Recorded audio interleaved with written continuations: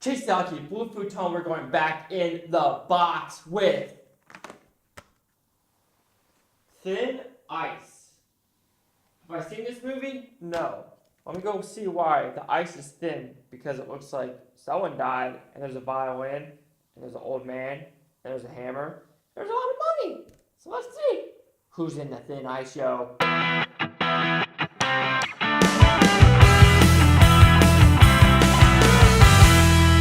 So I just got done watching Thin Ice or The Convincer, what it's about. Also, me being silly, I didn't know there's a director's cut. And I was like, you know what? I'm just going to watch the director's cut instead of the theatrical cut. Because this one was actually a 15-minute difference in the director versus theatrical. Because some of you are like, oh, 30 seconds, and we're going to add this little scene of gore or this little F-bomb, and that's going to make the director's cut.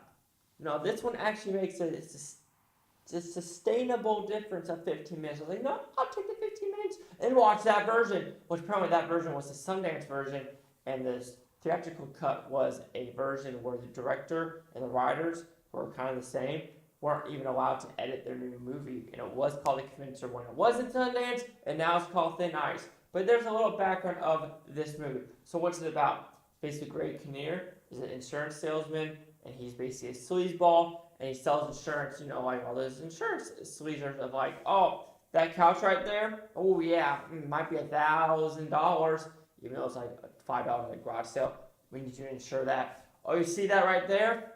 You want to insure that. You see that right there? You want to insure that. And so with that, you get this movie. And with this though, there's a violin in the attic that's worth so much money.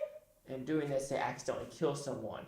And so will we get away with the murder? Will we get away with insurance fraud? Or will we be able to sell the violin and get buku amount of money? So yeah, that's what your choices are. So what I like about this movie?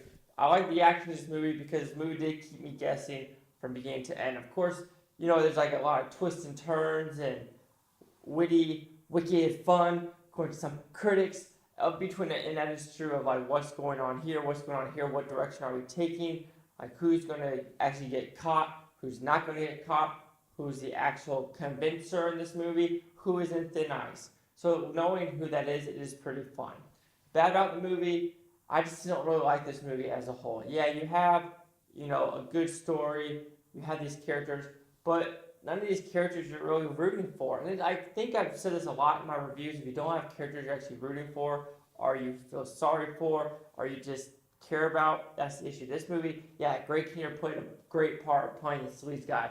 You have Alan Acker playing a great part. You have Billy Cooper, blah, blah, blah, playing a good, crazy bad guy. They all play the parts perfectly. But when the payoff happens, you're like, oh, that's cool.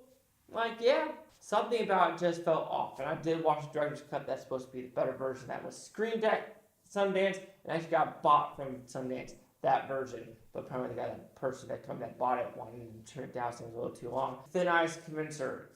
It's a great premise. I like the story. I like the characters, like what the characters are played by, or who's playing the characters, and how they play the characters. The bad are the characters as well as that you're like, I don't really care about you. You're annoying. It's like, roll your eyes, okay, I see what you're doing. And the actual payoff of who is the convincer, who's on thin ice, what's actually happening, you're just like, okay, I mean, that's cool and all, how it happened, but you're just like, I don't know. It just didn't feel...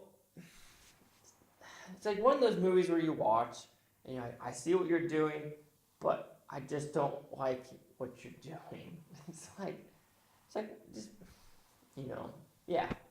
So yeah, Thin Ice Convincer will receive a 2.5 out of 5 Blue Futons equals at 50%.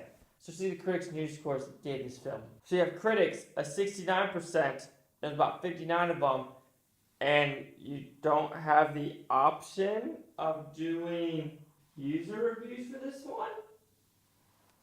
Is this because Rotten Tomatoes doing that new thingamaboo about verified users and it's starting to affect everything, even old movies? I don't know, guys. But yeah, just seeing what the critics never clicks. Thank you. Okay, Boston Globe, Ty Burr, the movie never fully clicks. Maybe that's what it is. It just doesn't like click for me. Just something about it is like good looking movie. It's a good sounding movie. I understand the characters, but I understand them doesn't mean you like them. And it just doesn't fully click. So even though no critic consensus, I agree with one of the critics.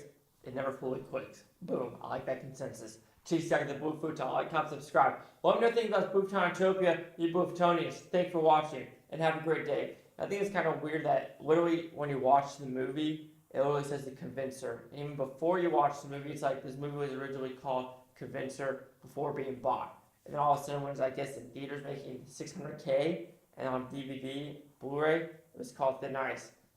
That's just crazy movie business stuff, guys. I know. Nothing about.